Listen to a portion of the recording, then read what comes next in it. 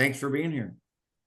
Awesome. Well, thank you guys for having me. Ricardo, thank you for that introduction. Like Yeah. you said, multidimensional integration. We are a control systems integrator, also known as a automation engineering firm. Just make sure this will work for me. Doesn't want to. Here we go. A little bit of an overview of who are we, how big are we? So currently we stand around 350 employees, roughly 275. I would say that number is probably closer to 300 are going to be controls engineers with the company. We try to keep a very heavy focus on the actual engineering. We did grow significantly over the last year or two, so that number previously was definitely reflective of a year or two ago. We brought on, I believe, 45 new grad hires last year, as well as 57 interns this previous summer. We take on interns primarily in the summer, but we also look for co-op students and interns throughout the school year to kind of fill in those gaps that we have. We're based in Shrewsbury, Pennsylvania, which most of you have no idea where that is. It's about 45 minutes north of Baltimore. We also have an office in Allentown, Pennsylvania, so that is about an hour northeast, I want to say, of Philadelphia. And currently, we are opening an office in Raleigh, North Carolina. So, that office in Raleigh, North Carolina, we are at the very last stages of our lease process. It's currently slated for November 1st to open. Might get pushed back a little bit, but we do have a decent base of people locally, probably about 10 to 15 of us that have been working in the area, whether it's on site full time with customers or remote slash traveling. Although we are based on the East Coast, we provide coverage all over the world, primarily to the United States. However, we did work in, I believe, 10 different countries last year. So there's a lot of travel opportunities with us, especially domestically, but some internationally as well. So I don't know if any of you guys are familiar with controls or what controls and automation looks like. I'm going to play this video that does a much better job describing it than I can do. And then afterwards, if anybody has any questions specifically on what we do, please feel free to ask. So, Professor Dillon, if this sounds wonky or isn't showing up correct, just let me know. Okay. Can we hear it through the speakers? No. Okay, I was going to say, I don't hear it either. Um, I am not too sure how to make a YouTube video play. Have you ever had this before where somebody had a video embedded? It usually works, but we're doing it remote, so I don't know what's you need to do. Okay, let me see if I just unplug from my monitor real quick, if that'll fix the problem. Here we go. Is it still showing the correct screen or is it Uh, giving? there's nothing now. Okay, you know what? I think it must have. Sorry about this. Here we go. I know But sometimes. yeah, you could just go to YouTube right now. Yeah, while you got us. Okay, let's see. Can you hear now? No. It's playing through mine. Well, you know what? If that's not going to work for us, I can just move on from it and I can give you kind of my explanation of it as to not waste too much more of anybody's time. But basically, what a control systems integrator does is we go into different manufacturing facilities or distribution centers, typically, anywhere that has a lot of industrial equipment that's operating autonomously or that user would like it to operate autonomously. So this could be in a warehouse, it could be controlling conveyor systems, AGVs, it could be in any sort of manufacturing, controlling the filling lines and capping lines, industrial mixers. The example I often give is imagine a Pepsi facility. You're going to have a large tank that has probably soda water as well as some sort of a flavoring syrup coming into a large tank. There's then going to be an industrial mixer that turns on automatically, blends the two products together, creating your Pepsi. This then flows into a filling line, automatically filling bottles, going into a capping line. A cap is automatically screwed onto the bottles. So, how does all of this happen? That's where we come in. So, as a control systems integrator, we work with the control system, typically something called a PLC, a programmable logic controller. This PLC is essentially the brain of that system. So that system that is filling the bottles with Pepsi, that control system, that PLC is acting like the brain, directing it on how to operate. So what we do as control system integrators is we write that logic. It's a very basic code. Typically, it's written in the language ladder logic, which most people haven't come across before. But it's very simple, it's very visual.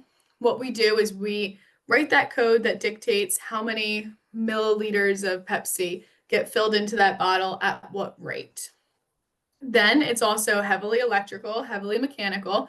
You have to understand all of the mechanical system that you're working with, that tank, the structure of it, how it operates, that filling line, how that operates, how changing a line of code is going to change the way that piece of machinery moves. You also are going to have to hardwire each of those sensors and photo eyes back to the PLC, the brain. That way, that PLC can take in inputs from the line. An input may be something like a photo eye that determines was that bottle filled to the correct height. So that photo eye might be able to take a quick snapshot. Is the bottle filled to the correct height? Send a signal back to the PLC. That PLC says if bottle is filled to the correct height, line keeps going. Simply, it might be if bottle is not filled, line stops. There's a lot more complexities that go along with that and a lot more things that a controls engineer would have to think about. The speed at which you stop it, how many bottles need to be incorrectly filled before you stop it, etc. But that's kind of the puzzle piece that we work with as controls engineers. We have to think about how to automate and process. So that is kind of big picture what we're doing. It is a computer program that is applied to an electromechanical system. That's why we hire people from so many different domains, and you have to be a bit of a jack of all trades and not looking to be necessarily a master of one side of engineering. I hope that described it well enough for you guys. I know the video would have been great to see. If anyone has further questions, this video is linked in our website, on our website, so definitely take a look at that. I don't know if we have any questions. Typically, when I'm in person giving this presentation, I would see if there's any questions in the meantime before we move on. If anyone has any, feel free to do the hand raise function. If not, we'll move on. Sorry, I don't use Zoom very often. So technologies and applications, what are we actually controlling? So the technologies are going to be the actual system that we're writing the code for. So we talked a lot about programmable logic controllers, PLCs, essentially the brain of the machine. We also work with what's called the HMI, the human machine interface, often also called a GUI. So we'll design out that, say, screen that sits on that filling line where an operator can select what type of soda they're making and what size. And then those signals are going to be sent to the PLC to then actually manufacture 16-liter or 2-liter Pepsi bottles, whatever it may be. But that is basically just that human machine interface allowing you to interact with the code without actually having to really get into it and pull that PLC program from, pull that logic from the PLC. Supervisory control and data acquisition. This is something we use a lot in our digital transformation arm of our business. SCADA is what that's also called. That's what we talked about a little bit earlier with Ignition.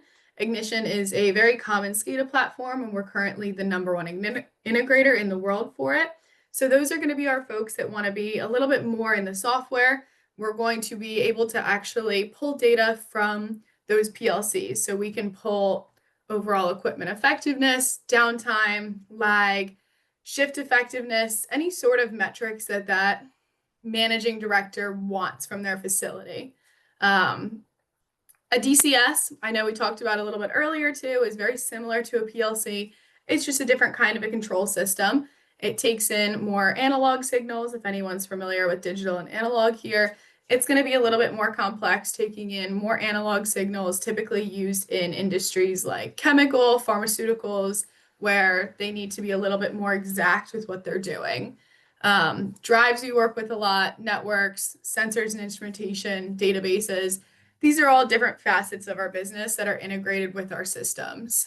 So, what is this applied to? We see in the material handling space, that's going to be your Amazon warehouses, Walmart Targets.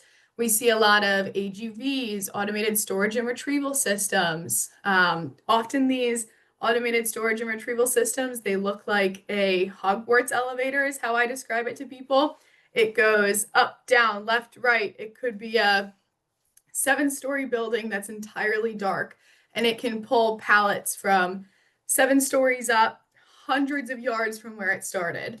So those are really cool systems, even if it is just in an Amazon. Also, of course, a lot of conveyors and sortation systems. You see filling lines throughout any sort of food and beverage, as well as pharma, baggers, ovens, and industrial mixers. All of these are just different examples of applications. Really, any sort of a process can be automated. It's just about thinking, how do you do this? So, who do we do it for? Our number one industry, like I've mentioned a couple times, is going to be material handling, logistics, warehousing. That's about 30% of our business. We do it for Target, Walmart, Amazon, all the big ones you can think of. Life sciences is also a huge industry for us. That's going to be pharmaceutical manufacturing primarily. So GSK, Merck, Becton Dickinson, Johnson and Johnson, Coty. So these are just a few of them. Consumer goods, we do a lot with different paper companies as well. So that's going to be your diapers, toilet paper, um, food and beverage, Pepsi, Coke, McCormick, Godiva. Really, everybody is using controls at this point.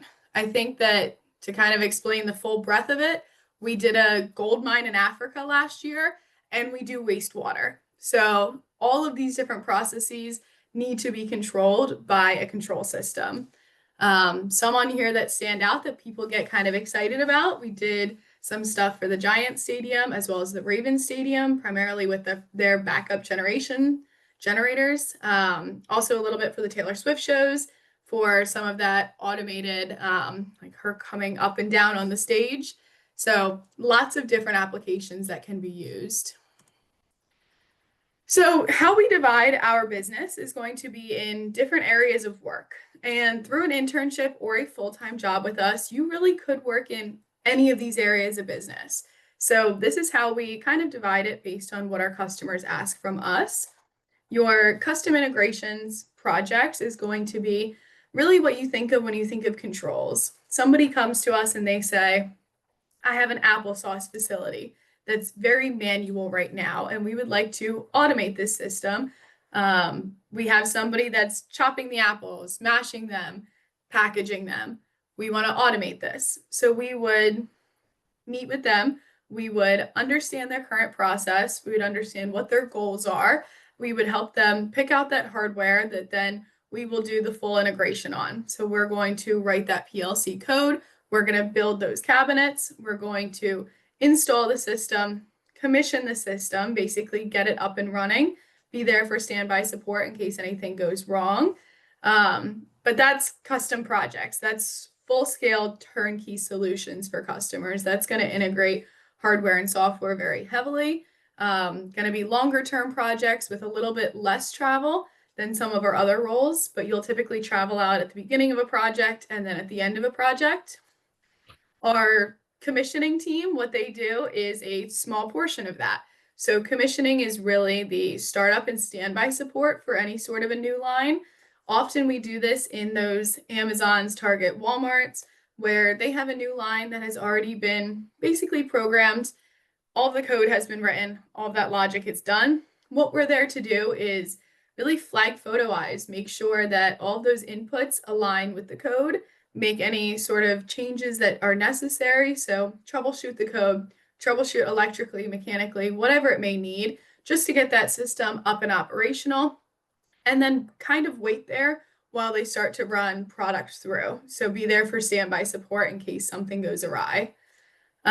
Material handling integration is going to be kind of a blend of those two. It's going to be working in the Targets, Amazons, Walmarts. What we're doing is going to be more of that custom programming, but because we do so much of this work, it's very repeatable. So it's not going to be those one-off systems like custom projects. It's going to be working on a crane or a AGV or a sortation system that you've likely worked on before, and you can utilize some of those standards in the code to kind of plug and play. Whereas a custom project is going to be a total one-off. Pharmaceutical validation, what we're doing in that area is going to be in pharmaceutical manufacturing. Again, working with control systems that are controlling either the actual drug product side, so the batching and creation of the vaccine or drug, and then also the packaging side. So those filling lines and capping lines, still working with the control systems, but that area of business requires a lot of technical documentation. So in pharma, if you want to make a change to a code to that filling line, say, you have to propose that change and you have to get that change approved. So you have to write a whole document as to what that change is that you're looking to make, what you expect it to do once you make that change, and then send it off to the equipment manufacturer as well as the end user. They approve it, you implement, you then write a whole nother document about what happened. Why this is different than our other areas of business is in an Amazon, if you want to make a change to that code, they don't necessarily care how you did it. If that AGV is running when you leave, they would rather not pay you to stay and write a whole bunch of documents on what you changed and why. In pharma, they need that paper trail of every single thing that's been done to the equipment. Digital transformation is going to skew more towards our hardware side of the business, or sorry, our software side of the business. That's going to be working with those SCADA systems that we talked about earlier. So that's going to be pulling data from the PLCs and then graphically representing it. So this team uses a little bit more Python and Java, typically applying them to a ignition platform. And what they're going to be doing, I've seen very cool designs where we had JLG asked us to basically make a remote image of their plant that they could access from their cell phones. So we created basically a cartoon image of this JLG manufacturing facility where they're making the boom lifts. And what this manager could then see is from his phone, all the different areas of the manufacturing stations and how they're operating. So he could see in real time on his phone if an error happened on one system, or zone in a little bit and see how many times that system went down. Basically be able to track that in real time. So people that are a little bit more visual, that want to work with something where they can kind of have a little bit more creativity and graphically create something, that digital transformation team can be a really good fit for some of y'all. Bind Busters is going to be emergency support. So we have about 25 people dedicated solely to emergency support. They basically come in and are on standby every single day. They don't know where they're flying. They don't know where they're going. They don't know what they're working on. It's a great team for our customers. They love the ability to access that team. For the people on it, they have to be kind of crazy, in my opinion. They don't know where they're going, how long they're going to be gone, or what they're working on, but they're very heavily incentivized by things like overtime and off-shift differentials. Training is another area of our business. We provide a lot of training to all of our new folks coming in. So we've started selling those trainings to our customers, typically very basic, everything from electrical safety to PLC programming. So that's kind of how we divide our business. There's lots of industries that go across different areas of business, and some industries are centered just on one. When it comes to benefits of a career at MDI, why I'd recommend it, team approach. Almost everything you're going to do is going to be in a team here at MDI. We do have some one-offs where one person is going and commissioning, but often you're on a team of anywhere from 2 to 35 other folks. It is very hands-on. You're not often behind the desk all day. We have really good benefits. I don't think I cared too much about the benefits until recently when I got off my parents, but they're definitely very good. If you're looking to travel, we do anywhere from 20% travel up to 100% travel. Some of those folks on that commissioning team are often working in 10-4 schedules. So they travel out to a site, they work for 10 days, and then they travel home, have 4 days off, and keep doing that schedule, going to a new place all the time. Of course, all of that travel is covered by MDI. Everything from the moment you leave your house, your gas mileage to the airport is all covered. So definitely if you're looking to travel either in an internship or in a full-time role, it's a great opportunity to do so here. Our growth here at MDI is very merit-based. I think I'll talk a little bit more about this in the next slide. Um, there's a lot of overtime availability, especially if you're working on a team like commissioning, where you're going to be working more than 40 hours a week when you're working those 10 days in a row, but that overtime is very heavily incentivized. Also, for people that kind of want that blend of in the office versus on site, most of our roles offer that blend, which I think is very nice and very attractive for people. A little bit real quick about us, our mission, our culture. So again, MDI was founded in 1987 by Davy Crawwell. He is still the single owner of the company. He is in the office every single day. He is easily accessible. If he goes to lunch, he'll sometimes put like a sticky note that he went to Chick-fil-A or whatever it is. So he is always available to be reached, really tries to remain a team member here at MDI. We also have a very merit-based culture. So what sets us apart is we don't have roles or titles here at MDI. So everybody that joins us is a controls engineer, whether you're an intern or you've been here for 25 years.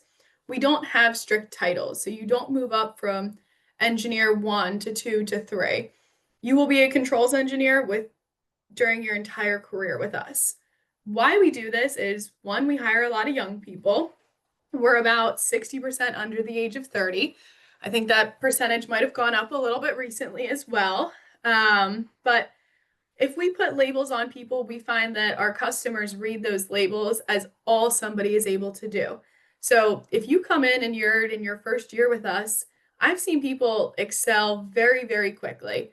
I have an engineer on my biggest account who is 22, who has become the main engineer for that customer. And they are a very important customer for us. He helps me quote projects. He's a part of almost all of our big picture conversations with them. They want him on every job that they have. He has put in the work to make himself known to them and grown the account with me to the point where he is an integral part of it at only 22. Had we put a label on him, he probably wouldn't have been able to be that crucial to the customer at that age in a sales and engineering role, helping sell some of these projects as well as performing them. So that's often how growth happens here. It's not going to be about how many years you spend. It's not going to be about what titles you acquire. A lot of times, what happens is a salesperson like me might get you into a job. I might say, hey, you're going to go over to Pepsi for 3 weeks to work on this upgrade. And while you're there, they say, oh my gosh, you're great. We want him back. Send him back to us for 3 more weeks for something else. While you're there, you say, Mr. Customer, why is line 3 down? They say, oh, we can't get it running. You bring in a team of 3 more people to work on it. All of a sudden, you are now helping sell work. You've kept yourself funded for additional time. You've gotten more people funded. You're now probably managing that team as well as managing that customer. That's how you grow here at MDI. It happens very organically and it can happen very quickly for folks. If that's not something you're looking to do, we have lots of people in that boat as well. And that's really just one way to grow, customer centric. Another way is kind of technology centered. So you become the expert on some one-off PLC that we don't see very often, but whenever they need your help, they're going to go to you. Or maybe you're the guy that does cranes and you're fantastic at working with these cranes that every time we have a job that requires that help, you get brought in. So a couple different ways to grow, but it's very organic and it is not going to be based solely on your degree or your number of years with the company. Where are we headed? Just real quick, domestic growth. We have 10, 15 people in the Raleigh-Durham area, opening an office down here very soon. We also are growing internationally pretty significantly. Like I said earlier, working in about 10 countries last year. We are looking to keep expanding and keep growing that footprint. One of our largest jobs last year actually happened in the Czech Republic. So we are definitely growing pretty quickly outside of the US. I think that's about all that I have for you guys today. I know I went through that pretty quickly. I'm not too used to doing it in this format where I can't engage with you all more. I don't know if anybody has any questions for me at the moment. If you are looking to apply, I can actually send that information out to you. Usually I would hand out a little postcard, but I can send that information over to you, Professor Dillon. It's also available on our website, on our careers page. I don't think the website is listed here. I can send that over to you just after this in case anybody's interested. Can you drop it in the chat real quick so they can look at it, and maybe even the link so they can watch that video? Yeah, of course. Let me just unshare my screen real quick and we will find. Actually, did you say you tried to do that YouTube video just from your computer instead of through the presentation? Let me, Yes. okay. Let I me just didn't know see. if you pulled up like a URL or something and just typed it in or something. See, I'm gonna put right here is our careers page. So that's gonna have, oh, sorry, I am not the most familiar with Zoom. There we go. Okay. So right there, that careers page, that's going to take you to our careers page that has that video right at the top of it. It also has instructions on there for applying to MDI. Basically, the application is just sending a copy of your resume to the recruiter email address as well as your availability for a interview remotely. I'd recommend not just dropping your resume in. I would recommend putting like USC student application in the subject and then a sentence or two or three about why you're interested in a full-time role or an internship with us. Some other things I want to bring up, everyone. All of you are qualified to be a controls engineer. Really, that's one of the new buzzwords that is taking technology and implementing it into the engineering world or manufacturing. And we are writing a grant right now to start working with manufacturers to do control engineering, which I would say it's a blend of all the technologies on how to secure it, how to program it, how to do all the things that you already know. But that's a hot topic right now. How do you actually manage a facility like that? So just make sure that you apply. She has lots of internships and a lot of different job opportunities. In fact, some of our students took that opportunity last year and they're full time. And so they were out of Rock Hill and they were a student in our 301 class. Yeah, it's definitely, I mean, we see it expanding. Automation's one industry that I think for the time being is just going to keep expanding. I know one thing that people often ask us is how are we integrating AI into our business? At this point, we honestly aren't utilizing AI very heavily. With controls engineering, everything is kind of a one-off, and it is such a blend of working with the hardware, working with the software, figuring out a solution to a problem that at this point we haven't found AI to be able to necessarily replicate that human intervention that we have when we're engineering these solutions. So although I know some people really, really want to work with AI right now, I also see it on the flip side as a bit of a benefit. This is a job that isn't necessarily getting taken over by AI in the near future. And we are doing stuff with some cutting edge industries. I know right now my next meeting today is about data centers and a big data center project we have going on down in Atlanta. So definitely some industries that are on the cutting edge that we are getting more and more involved in.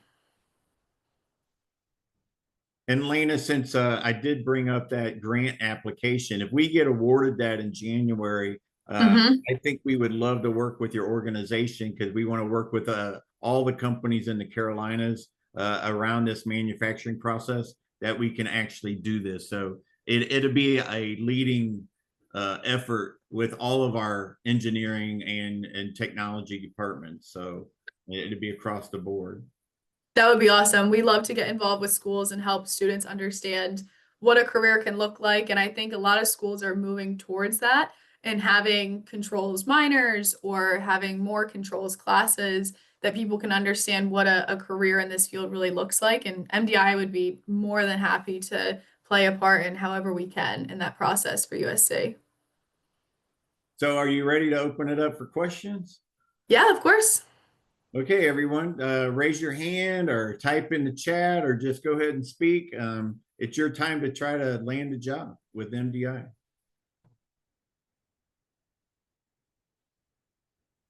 Hi, I have a question. Yeah, of course. So, do you guys only use PLCs, or have you ever tried integrating other edge devices, like, for example, single board computers? I don't think we've done anything with single board computers. We don't just do PLCs, we do all kinds of control systems. So we do a lot in with DCSs as well as basically every brand of PLC. We also work with HMIs, SCADA systems, drives, tying into industrial networks, as well as sometimes tying into if they have a business platform that they want us to utilize, like an Oracle, we can tie into that as well. As for the PCs, I mean, I know we've done some, we'll come in and they may have had a like one-off control system that some guy or gal designed at that facility 15 years ago on a PC. And it was kind of a homegrown control system. We've seen those before. We've worked on them. We've upgraded a lot of them to more standard PLCs, but off the top of my head, I'm not too familiar with that. Yeah, I have a lot of experience with not with PLCs, but just programmable like single board computers, like Raspberry Pis and Arduinos. So, Oh yeah, of course. And those we always ask people like, have you worked with Raspberry Pis? Have you worked with Arduinos? If that's something that you enjoy, going up to working on a PLC is going to just be kind of scaling that up. So it's just a larger system. It's just a little bit more complicated, but it still will kind of itch that same spot in your brain of being able to see your basic programming applied to control something in the real world. very cool. Other questions?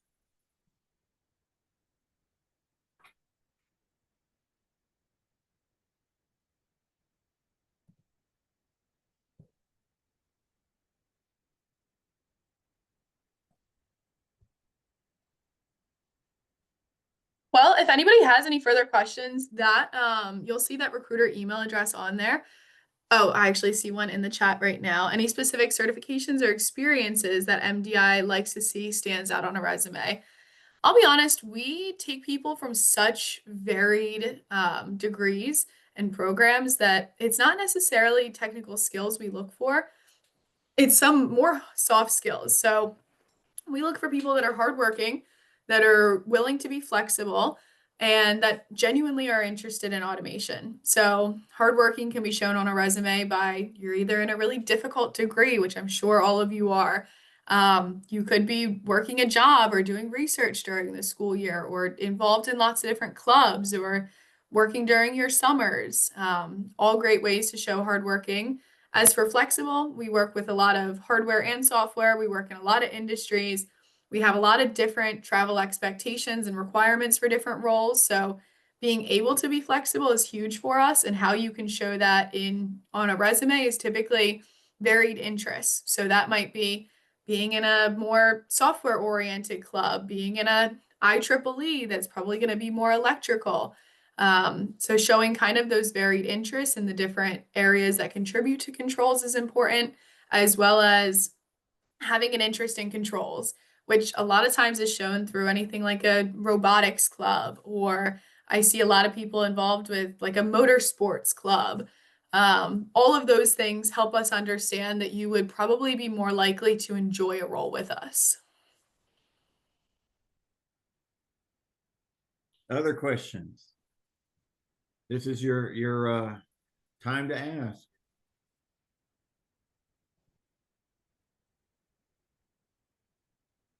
Well, if we don't have any too, feel free to send any questions to that recruiter email address. We have two dedicated recruiters that are constantly scanning through that email address. I'm also tagged on it and have access to it. So if you have anything specific, I would definitely put like USC student question or application at the top. That way it'll flag it for me. I'm a lot more likely to look at anything down here in this area with students that I've interacted with. I typically skim over the hundreds of Penn State folks coming in. Um, so definitely, if you have any questions you want to apply, get that in sooner rather than later. We do have absolute rolling applications through until the end of the school year, but those positions start to get eaten up pretty quickly. So I'm just going to ask some questions on their behalf. Mhm. Are all of these internships in the summer, or can they get internships each semester? So Um, we do provide mostly internships in the summer. We provide internships throughout the school year as well. However, you would be required to relocate to Pennsylvania. We would provide housing for any student doing an internship or co-op with us, but often for internships and co-ops, we can't really have you also taking classes at the same time just because the variability of our schedules as well as travel requirements. We just wouldn't recommend people be taking classes because it could hinder on that time and we wouldn't want you to pull away from that to join us. well, our internship is a class, so just FYI, it's called the Okay. iTech. Yes, iTech 495 class for 6 credits. So Okay. just they have to sign up for classes to take the internship. Okay. Okay. So would people typically be doing just that class as well as the internship, or would they be looking to do like multiple classes? The summer students, it's usually just that one class, but Okay. it depends if it's, it could vary in the fall and the spring, but we Okay. try to tell them uh, the commitment is to the company. So, Okay. Well then yes, of course, for that class, of course, if you're taking that and that is basically the internship. I had a class like that my college summer that I did an internship, so I totally get that. yeah. But yes, we do look all year round. You would be needed to require to PA. You would be required to relocate to PA for an internship. But we would provide housing for you. Typically, as a dorm, we work with the local colleges. So, do they move themselves up there and all of that, or like you give them a start date and just say be up here in the dorm by such and such date? I believe so. We would pay for your travel to get there. I believe we would pay for like your flight to get up to Pennsylvania. Or if that was going to be mileage you were driving up, I believe we would pay that mileage. Don't quote me on that because I don't deal with too much of the onboarding. I mean, we cover all of your travel when you're traveling with us, so I'm going to assume if you were to interview with us as well, the final stage of that interview is us flying you up, providing you a hotel room, having you come into one of our offices for an in-person interview. Um, but as for once you get to PA, you're probably going to have to handle most of that on your own. We'll provide you with the housing, but kind of getting yourself there is a bit of a case by case basis. I'd have to figure out with our onboarding team what that looks like. Well, what I'm getting at is like you're saying that they're going to live up there for 10 weeks or 12 weeks, whatever it is. But Hmm. um if it's in a dorm, is it a furnished dorm? Because I mean, wouldn't they need to bring a microwave or It their it'll bedding be is yeah. all We this provide different stuff? bedding. Yeah, we did purchase last year bedding for every single student that we had coming in. Typically the students that are a little closer that are driving in would prefer to bring their own. But I know that we did provide bedding for everybody as well as basic kitchen utensils, pots, pans. I believe we tried to staff or Yeah. stock up on most of that. Typically the dorm setting is a like either 3 or 4 bedroom dorm. You each have your own bedrooms, but you share a communal kitchen and living space. Okay, got it. And you would be with other MDI interns, would be your roommates likely. And this is a paid internship. Can I ask how much you guys are paying? Yeah, of course. So it is $25 an hour for 40 hours and under. Typically, after 40 hours, you make half our billable rate. So that goes up to usually around $50 an hour after 40. And interns can work overtime? Yes, interns can work as much overtime as they would like to. We've had interns come in and want to pay for a semester of college. So they do that commissioning role and they say, I don't want the 4 days off in between, give me two or whatever it is. And they can definitely make a pretty decent amount of money in their summer. Wow. And there's no cap to overtime. Nope, no cap on overtime. I mean, I've seen people work some pretty crazy overtime. That is by their choice. But there's definitely some very financially incentivized folks here at MDI.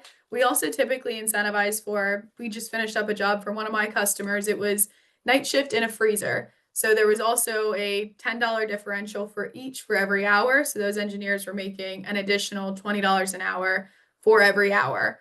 that they were working under those conditions. So there's definitely different incentives for different areas of our business as well. But that base is going to be $25 an hour. So when I'm since they're not asking questions, a lot of the things that I'm thinking, you said there's a lot of travel. So if Mhm. they're traveling on company time, is that Mhm. considered paid time, or are they? Yep. It's not paid time. All travel is paid time. So everything from the moment you leave your house, typically the way we structure our quotes to our customers is portal to portal. So I'm actually going through right before this, I was going through and a customer of mine needed actuals from people. So everything from the minute you leave your house to the minute you get home, you are getting compensated for it. That flight time, you're getting paid for, all of it. And flight delays and all of that. Flight delays. I had one guy who was telling me I was at Clemson 2 weeks ago with one of our interns, and he was like, "Yeah, it was awesome. My flight was delayed for like a day." He's like, "I was in the airport. I made so much money just sitting in the airport." It's like, well, hey, I'm glad you made the money, and I'm glad you're not too upset about it. Well, great. Well, I think it sounds like a great opportunity. So, guys, I would apply. Any other questions now that I got your minds of thinking here? Nope. Okay, I'll see you guys on Wednesday. Thank you, Lena. Yeah, of course. Thank you guys. And if you're going to apply, like I said, do it sooner rather than later. I'll be on the lookout for those applications. And good luck to you all at the career fair this week as well.